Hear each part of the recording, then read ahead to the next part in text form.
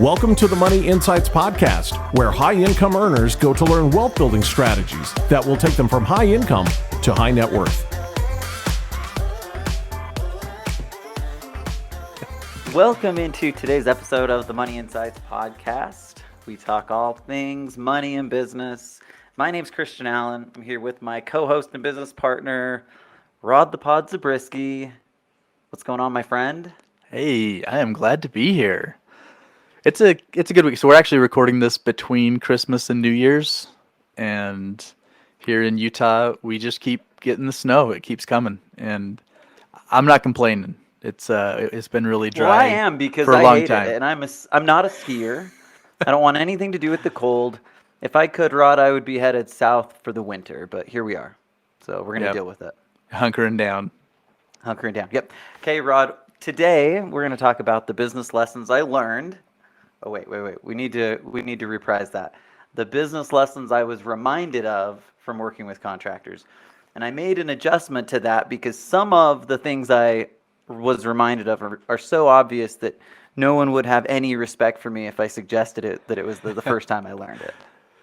So I had to make that adjustment. But we've kind of teased about this topic for a little while. Yeah, and I've been looking forward to it. I'm excited about this. And I have mixed feelings about how this one's going to go over, but I think it'll be fun. And obviously, we talk not just money, but we talk business. Yeah. And I was reminded of some really important business lessons, and so I figure let's get it out because I guarantee that there's a few people who are dealing with the same things, or at least need the same types of reminders in their own business. And that's the hope, right? I think we realize going into this that the people we're listening to aren't running their businesses like contractors. I say that jokingly. Some of them probably are contractors, but like the prototypical or the stereotypical, that's what I was looking for. The stereotypical contractor. However, I still think there was some great lessons that I was able to kind of be reminded of to take back to our businesses. So with that said, Rod, without further ado, we're just going to jump into a whole bunch of lessons I learned from dealing with contractors. Sweet. I can't wait. Okay, so the first one that I was thinking about, I had to put this one up at the front because it was just so obvious, but Rod, you've got to be responsive. I learned, or I was reminded, that it's really important as a business to be responsive. Okay, so I went on a pretty intense search for various contractors, right? Right. And I had to do a lot because we were, and it wasn't just contractors. It was like, I'll give you an example. We got a big old swim spa for the backyard, and we had to do some due diligence trying to look around to see which one we wanted and which company to go with. And one of the things that just was shocking to me as I was going through this is that people would sometimes not respond at all when you're literally asking for the chance to do business with them. They wouldn't respond at all. Or even better, or at least a little more comical, is that they would respond they'd give me a call 3 weeks later.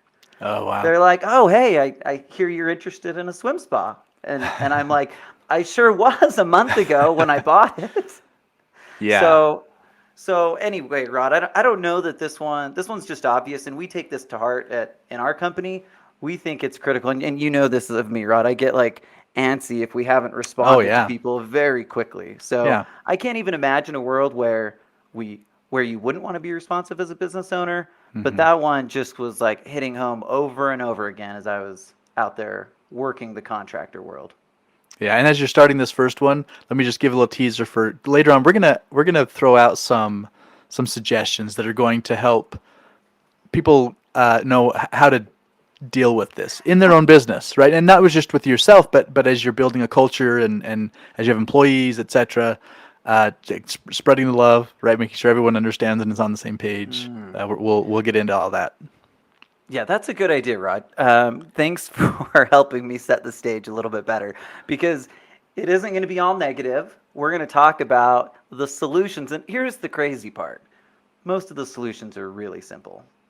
It's not that difficult to do. It's just being aware and making the commitment to do them. Yeah, because and I guess you kind of called it in a positive light, be responsive, right? and yet, as responsive as you want to be, maybe if you don't have the your business set up correctly, you just miss stuff for a day or a week or 3 weeks before you're ready to get back to people, right? So there are things that you can do to, number one, make sure you're committed to doing it, but then number two, having the right things in place to make that happen. Okay, Rod. So I have an example here, but this is like a sharing some of our sins from our current business, and Oh you boy, you might know where I'm we're not going already, but contractors. no, we're not contractors. You're right. However, this We're principle not of being perfect either. responsive, we're Yeah. not perfect. And here's an example of this. Just over the last couple of days, we had people go to the website, want to get connected with us, and for some reason our automation had failed to Yeah. where we weren't seeing the initial email come through that says that they wanted to that they were wanting to schedule the meeting. Yeah. And so then the meeting time comes and we're not there because we didn't know it was there in the first place. That happened twice, Rod. Yep. Almost gave me an aneurysm. But like the commitment to fix that has to be like swift, and it has to be vital because it just Mm-hmm. is. Mm-hmm. So, as an example, we do miss things occasionally, but we're super committed. So the second we saw that, we go to our marketing partners and say, okay, here's what's happening. We really need to fix it, and then they go on the back end and fix it. Yep. So it's not that you have to be perfect, and I think that the people both of those individuals that wanted to meet with us were very understanding, and I think it's because we've built a reputation for being responsive and being responsible. But if we hadn't, then they might not have treated us so kindly. So anyway, that's a good Yeah. lesson to be reminded of. If in your business or personal life or anywhere else you're not being responsive, I think it's a good lesson learned. Okay, Rod. So really excited about this gigantic louvered roof that we're building in our backyard. Yeah. It sounds really cool. Yeah, just the word louver is like I learned this word. I didn't even know it was a word. I think it's normally used with like your Blinds. like, Yeah. yeah, your shutters. So you Yeah. think about how they louver back and forth, right? It's kind of cool. Open it either direction. Well, while I was researching what to put over the patio area, Mm-hmm. we found this really cool concept of a louvered roof that can be like open and shut electronically, right? So you have your control, you push a button, it can be completely flushed so that in the winter time it's like nothing gets through it, It's just right? a roof. Yeah. It's just a roof. Yep. But in the summer or anytime you want it to be, you can open it at really any angle, and you can get the sunlight, you can get the elements, all that good stuff, right? Cool. Yeah. So it is really cool. We're very excited about this thing, and it's not cheap either. Well, I did a bunch of due diligence and talked to like 3 or 4 or 5. Really, there's only a handful of companies that do them. So I basically talked to every company that did it. Well, I eventually choose to go with the company that I go with, and I'm super excited about it, right? Well, so the sales guy who I'm talking to, he tells me the roof is going to be built on October 11th. That's when they're going to start. And Okay. I'm like, okay, great. October 11th is. So you've already had I'm it for a good with couple that. months. Oh, Yeah, sorry. I we've didn't had mean it up, to. and it's been awesome. Well, let me just tell you. So October 11th is our date, Yeah. and I'm like, oh, I got a call yesterday, and they said that they were going to come do it tomorrow, and I'm like, it can't possibly be built in a day, can it? And he's like, oh, no, I plan on a week. I plan on about a week. And I'm like, oh, okay, well that's still pretty quick. I'm excited about that, right? Because it's a large structure and it's pretty advanced. Yeah. But again, I'm thinking a week sounds awesome. Well, October 11th comes and just nobody shows up, and I get a call from like the department that's actually sending out the materials, and they're like, oh, I don't know what happened, but your materials are going to come in a week. And Oh. so I'm like, okay, well, it's only a week delay. That's not the end of the world. So the 18th comes and still nothing. No materials, Oh. no people showing up, just nothing. Good news. The materials show up 3 days later. It was on that Thursday. I can't remember the exact date, but I'm thinking, okay, we're rocking and rolling, ready to go. We're only like 10 or 11 days behind. That's not so bad. Mm-hmm. Well, the installer texts me and he's like, all right, well, I'm glad to hear that the materials are there. I'll be there in 10 days. And I'm like, what? but you were supposed to be here a week and a half ago. What happened to Yeah. that? But the good news is, I'm thinking it only takes a week to build this thing. Yeah. So Yeah. so that's the good news. Once he gets out here and gets busy on it, throws it together, we'll be in good shape. Okay, so and the installer comes out, and he actually, when he finally does come out, it's 10 days later than the week and a half from the original expectation. So we're like really starting to get out there. Well, he comes and he says, "Oh, I can throw this together in about 2 weeks. It's a pretty big job, so I probably can't do it in a week, but I think I can put it together in 2 weeks." And I'm going like, okay, well, okay, it's still 2 weeks. Like, we're still gonna beat the winter. Yeah. That was the key. Yeah, That's why right. I went with these guys. This company was because they were gonna beat the winter. Well, Rod, it just keeps going. He starts coming, and he comes at like 1 in the afternoon and leaves at 5. Oh. And I'm Wait, like, how are are you you ever gonna going to tell build me? this? Yeah, you're gonna tell me they didn't beat the winter. Rod, they didn't beat the winter. Not even close. I finally have a structure up in the back, and there's like some louvers laying on top of it, but it's like not even close to finished Oh. yet. So, and again, what's the date today, Rod? Oh, today's the 29th of December. Of December. And now there's snow, so I don't even know if they're planning on coming back. Okay, here's my point, and it was a really long-winded one, so I apologize. But the point is, set the appropriate expectations. Yeah. As a business, you have to set the right expectations. We've been dealing with this recently. We've had this huge surge of people come in because of the fact that there's this change happening in the life insurance world, right? Yeah. Obviously, a big part of what we do and help people with is building maximized policies for cash, and that has been a little bit tricky. But one of the things I've been super impressed with from you, Rod, is that you've been very careful to set the expectations and let people know, okay, depending on the time frame that we get in, either there's a chance we can get this done, we're going to get this done, or there's no chance. And like so far, we've been able to set like appropriate expectations, and I can just tell people from experience that that's the worst. When you set something, when you set an expectation, and then it adjusts, especially when it changes dramatically, that's when there's really nothing good that comes from it. And especially when there are things that are out of your control that are involved.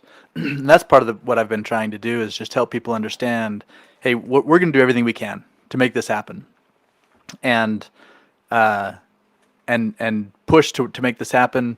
But there are some things that are out of our control, and so not only when trying to set a proper expectation of, okay, this may or may not happen, depending on the specific situation. But also, what will happen if it doesn't, right? If we do go past the end of the year, then what does that mean? What are the implications to you and what you're trying to accomplish, et cetera? And so, anyway, I'm sure it hasn't been perfect again, but we've tried. Yeah, and again, we haven't had a bunch of people yelling and screaming at us, right? Yeah, So right. we don't have a bunch of negative reviews that come from that. And that's really what happens to these poor contractors is they end up setting a bad expectation. Maybe it's because of competition, maybe it's because of lack of organization, but whatever the reason, it happens, and then it's really hard to come back from. Yeah. So we're going to get out in front of that from the beginning. So the next one that's on my list is do what you say you'll do, and this is just pretty simple. I could probably tell 7 stories about frustrating situations where people didn't do what they said they would do, but it probably piggybacks pretty well on that whole set the right expectation. If you don't do what you tell people you'll do, business is going to struggle really fast. And this probably spills over into the next one, but on my end of things, as Christian's going through all of this, and I get to hear about, I have this appointment with someone I need to meet them over at the house or whatever, and I'm smiling. I'm actually laughing about it now, but it was not happy for Christian because I can't tell you how many times he showed up and the people just weren't there. Oh my Right. gosh, over and over. People who were putting a bid on the house or like doing like I'm literally asking them to potentially do business with us, and Yeah. they just no show. It's crazy. Yeah. So yeah, don't do that, Rod. That's good advice. Yeah. Pretty obvious, but like just don't do it. Don't Yep. do it. Okay. Okay, Rod, I like be on time. Again, building on the same thing. Be on Yep. time. It's the same issue over and over, and I wish that I wasn't like beating up on contractors so much, but it's just so easy. Being on time is a decision. That's really all it is. Yeah. It's a decision. Um, and a lot of people struggle with it, but a lot of people overcome it. So if you're a business owner, there's few things that are as important as being on time. And that's really all I have to say about it. You expect your people to be on time, right? I do. Yes, So yeah, absolutely. if you have employees and you're wanting them to do this, then probably pretty important for you true. to do the same That's thing. true. Set the right example.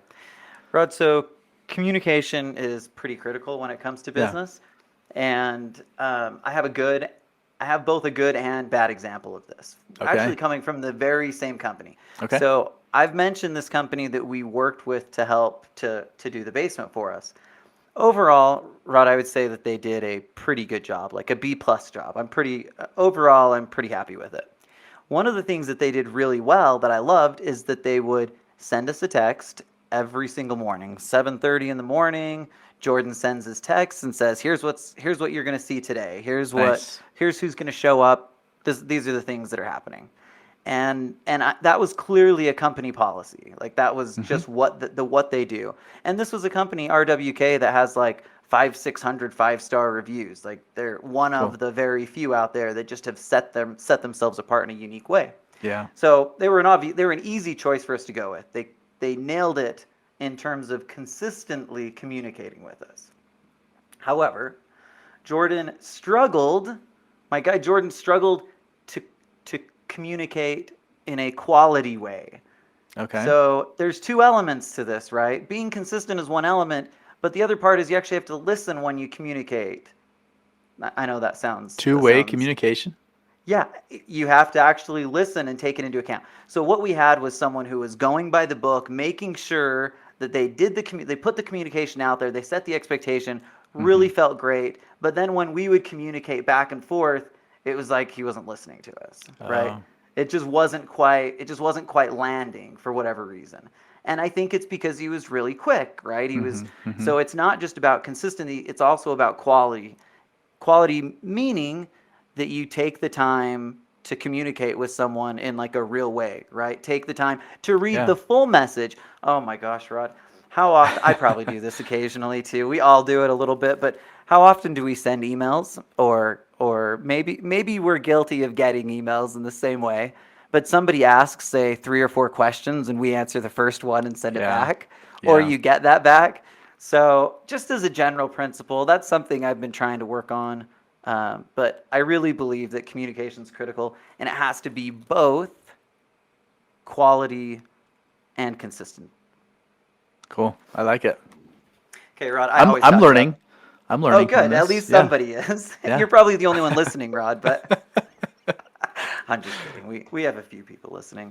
Rod, guess what? The next one is one that I just can't stop talking about. Yeah. And it really came about from our bout with our business coach a couple years ago. Yeah. Right. And it was a good one. Like this came about, and I feel strongly about it because it's so obvious. But reputation's everything, and I put Google in parentheses because Google is everything. It's basically the reflection of what your reputation is.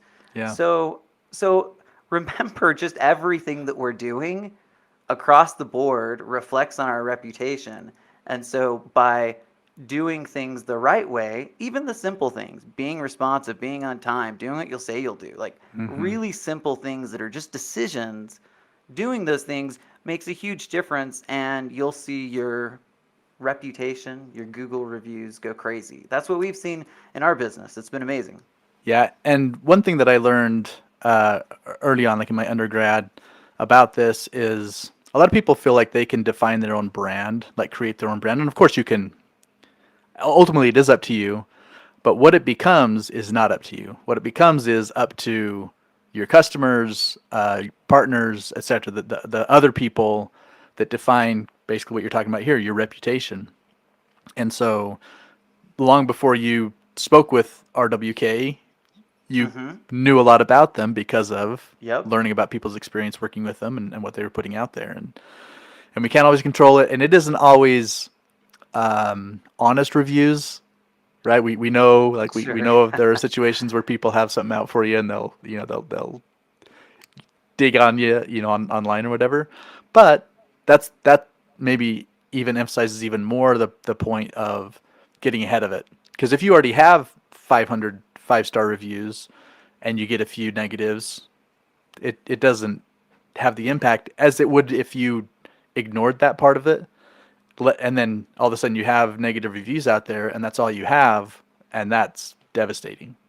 Yeah, and even this, if you have seven reviews and 5 of them are good and 2 are bad, like that's going to reflect poorly Yep. in your overall reputation. So Yep. again, it's one of those things where just doing it consistently all the time, the little things can make a huge difference.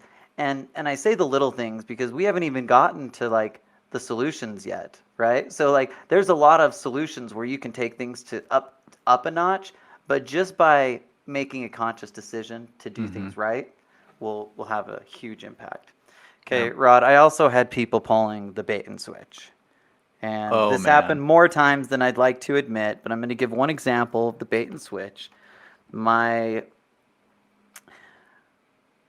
team of people putting the sport court in the backyard. So I have a pickleball court that I built. I was really excited about it. I am really excited about it. It's kind of like the sport court where it's well, so it's big enough to be a pickleball court, but it's also a basketball court, right? So Yeah, it's kind of yeah. dual purposing in that way. And I was super excited about it. But you can't just have regular cement. Like it's got to be that cool acrylic stuff, right? Right, So I yeah. did some study on this, and I was really excited to get this thing in before the winter. Again, wanted to get it in before winter. Seems I went reasonable. to a When did bunch you of move different in? places. Let's see. So I moved in let's see. Was it the beginning of August or maybe Probably. That sounds something right. like that? Yeah, I thought it Needless would to be say, it was reasonable. summer. Summer It was comes still before summer. a long time before winter. So, okay, go ahead. Yeah, it was still summer. Now, to be fair, they had to wait for a few things to get done in order to start their process, right? But they knew those things. Like we knew the timing going into it. And all I can say, Rod, is that 2 things happened. One, they bait and switched me on the price. I got a bill. I'm not even kidding. This is just wild. I just get an email randomly with no explanation, no conversation. They're already working on it. And Okay. they're like, oh, here's the adjusted bill. And it shows me like $7,900 different from the original Oh my bill. goodness. Yeah, And I that's was like, what's happening here? Right? Like again, no communication and they just throw it out there. So not only are they asking me to pay more, they're still doing it. The only thing that's happened is the fence so far. So they've still got a lot of work to do. I've already put half of my money down. So like it's a difficult situation to get out of. But here's what I can tell you. Once I get done working with these guys, I kind of they may have like roped me into sticking with them, but it's not going to be pretty for them long term because I'm certainly not going to be an advocate. And I may even, being as frustrated as I've been, may even go out there and give them a bad review and let them know that, they need to treat people with more integrity. So I could get, man, Rod, I just have so many stories. I'm trying not to get too worked up as we talk through them. But needless to say, don't bait and switch. Okay. Seems okay. reasonable. My last one on the things I was reminded of. And then, Rod, we're going to get into the more positive stuff and you can teach us how to do it right. So the next one is just to remember that your customer pays the bills. The way you treat people is really important. This is always shocking to me too. And this happens especially in the contractor business because, sometimes they're a little more rough around the edges, sometimes doing like blue collar type work and that kind of thing. But I can tell you that there is a huge difference between the people who choose to put the customer first and the people who choose not to. Now, here's the crazy part, Rod. There will be people who, and this is their logic. I've literally said to this a couple of guys, like, what makes you feel like you can treat people that way? He's like, well, I've got all the business I need. Oh. And I just was like, just mortified by it first. Yeah. And number 2, I was like, well, you're not going to for long, right? right. You may have it now, but it'll catch up with you. And so anyway, super passionate about all these things. This was my experience, and this is kind of cathartic for me to get it out there. And I'm really excited, Rod, for you to help me think through what the right things to do will be so that my contractor friends can correct this nonsense. Sweet. So Okay. should we shift to the more positive side? Yeah, let's jump into it.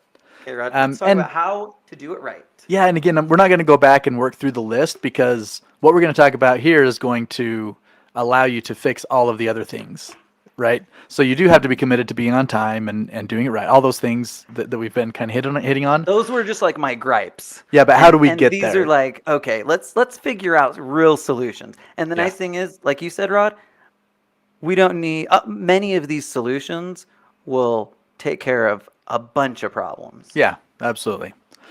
Okay, so here comes number one. Treat your business like a business. Brilliant. Am I Yogi Berra or what? Okay, What does that mean? so here's what it means, and because what came to mind was there's a book I read. It was a long time ago, but it's still out there. I still hear people talking about it. It's called The E Myth by Michael Gerber, and what he talks about so E stands for entrepreneurial. So the entrepreneurial myth is, or the myth that's out there, is that small businesses come about from entrepreneurs who want to have a business and go about building a business. Okay. Now, I'm not saying that doesn't happen. He's not saying that doesn't happen. But what he is saying is that more often what happens is you have someone, and the contractor conversation is perfect for this, right? You have someone who is experienced in concrete or drywall or painting or whatever, you name it. And so they're like, hey, I like doing this. I'm good at it. I want to build a business out of it. Right? Yeah. Yep. And that's not to say that that's wrong. That's not a bad thought. Yeah. Because we do need people who like what they do and are good at it, etc. In that, right? You want, if you're hiring a contractor, hopefully, yeah, they know what they're doing. But I guess the myth is that can't be the only starting point, because just because I like whatever baking cookies and I make great cookies doesn't mean I also know how to run a good business. Right. Likewise, all the kind of experiences with the contractors. So we have to set out, if we're going to turn it into a business, we have to set out building a business, right? Not just being good at that thing that we do, but being good at the business side of it as well. And so what do I mean by business? I mean systems. I mean processes. I mean delegation, accountability, all of these things that come, leadership, all of these things that come with the responsibility of building a business that's more than me just working on it as my craft. Yep. Right? Because at one side of the spectrum, we have, like you said, people loving what they do and doing it, but that's all they want and need to worry about. Well, as a business owner, that just doesn't work. Right? Right. It's kind of a recipe for failure. And that's why so many businesses fail, because most people do it because they like to do it. They think they're good at it. Yeah. Not necessarily because they're thinking about all the, the business things that have to happen in correspondence with them actually liking what they do. And then on the other side of the spectrum, Rod, you have people who are really great at business but may not love what they do. And can I just tell you, if you have to choose one or the other in a business setting, choose business, because you can always hire someone who loves to do what you want them to do. Yeah, and I had an interesting process or kind of evolution that I went through. I finished my undergrad. I wanted to go on and do an MBA, but I decided to work first and then go back and do it. And I thought I knew what I was going to do when I was done with the MBA, right? I wanted to run my own business. That was the whole reason I went back and did that. And but what I learned is that learning to run a business in and of itself has to be the focus. In other words, it wasn't the idea, right? It wasn't my idea that was going to drive the running the business. It was the other way around. And so what I did was I flipped it and I said, okay, I'm learning to run a business, and then I'm going to go find the idea afterwards. What's the market saying? What's going to be a good way to go out and add value to the world and build a business around that. And so by switching my focus, became a very different process than, again, what a lot of people do. So getting back to the whole E-myth, what he says is to basically build it like you're going to franchise it. In other words, you need systems in place. You need processes. You need to develop all of these pieces as if you were going to turn around and hand the book to somebody and say, hey, go run a franchise for me, then they could do that. And so some people might be listening to that and being like, okay, that sounds great later on down the road once I grow. But what he would say is you have to do that from the beginning. Even if you're a one-man show and you're wearing 20 different hats, you need to define all of those roles. And so you say, okay, we need to have a CEO, we need to have a vice president over operations, we need to have a vice president over marketing, etc.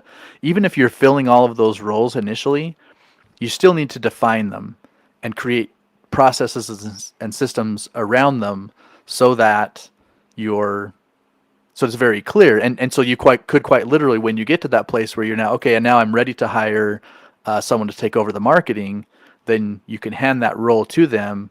It's already created, it's already defined, and so you plug them into the system because you have a system. So one of the things I love about the first one, Rod, is that it's all inclusive of the next steps of things that need to happen, right? So, yeah. But it's almost like the mindset first. The mindset has to be changed to how do I run it like a business? And again, all of the things that entails. So that one speaks to me because it gets us in the mindset to do the next handful of things that we're going to talk about. Yeah, perfect. And they, I mean, obviously they're already all kind of intertwined, but they kind of one leads to the other. So the next one we're going to talk about is accountability. And I kind of extracted some a train of thought from the book that I wanted to just kind of bring up. And it was this. He says, if you expect accountability, you have to gain commitment, right? So in other words, I have an employee, I'm expecting them to do something. Well, I need them to be committed to doing that, right? That's kind of critical.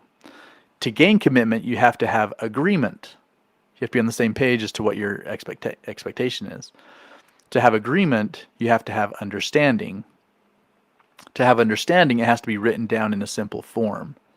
And in order for you to be simple and write it down, you have to have it has to be crystal clear in your mind what it is you expect. Right? So that takes again, a lot of mental energy, but yeah, and it works backwards, right? So if I ever, and I find myself doing this all the time with when something happens in the business and I'm like, oh man, that didn't go right. The first thing I look back at myself and I say is, okay, do they have the proper training? Was it realistic for me to expect that they would have handled the situation correctly based on where they are and kind of, the training, et cetera, the tools that they have? And it helps, right? By approaching it that way, when we're not just fixing problems, but we can also fix the process. So, and when we talk about accountability in this stage, it's at all levels, right? The starting point is to create an accountability for yourself. Yeah. Anytime you're a business owner, that's got to be the starting point. And it goes right in with treating. The nice thing is, Rod, is that if you just do these, even the first three things, if you treat it like a business, build out systems and accountability, you'll probably be able to do 80% of the things you need to do in a business well. Yeah. Like it really isn't that difficult. It takes maybe time and commitment, but really it's pretty easy from like a, what do I do standpoint. Yeah. Yeah, absolutely. Absolutely.